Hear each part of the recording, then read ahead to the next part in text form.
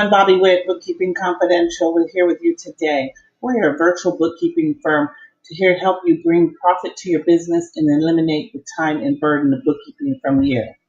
Today we're going to talk about accounts receivable. The year end is fast approaching and you want to get these receivables collected. You're going to go over here to the left hand side, click on reports, who owes you, accounts receivable aging detail, accounts receivable aging summary. I like using these because it tells me the days that they are actually behind. And you can customize it, minimum days past due, however you want to run this report. We're just going to run it as of today. So we've got someone here, 61 to 90 days past due. Red Rock Diner owes $156. 61 to 90 days past due. We really got to get working on these numbers. You can click on your customer. You can see the invoice and what it's for. And you can tell, see here, Garden Rocks, I'm sure you paid for those in advance to be able to put those out for him. So you really want to get this money collected. So that's what the invoice is about. Now you want to contact him.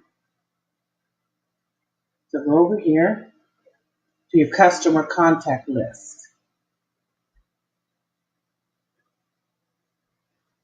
And this is where you're going to find everything you need to know about your customer, phone number, email. Good way to get in touch with them to get that money collected. And another report that gives you a good overview of what's happening is the business snapshot.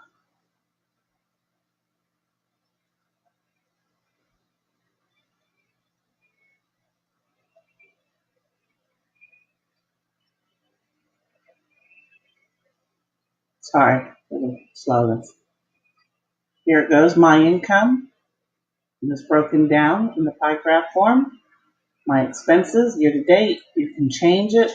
Last quarter. Then compare it to the previous year's. Income, expenses. And then who owes me again and who you owe, because I'm sure they're going to be calling you to collect that money. Okay, if we can help you out in any way, shape, or form, let us know. Thank you.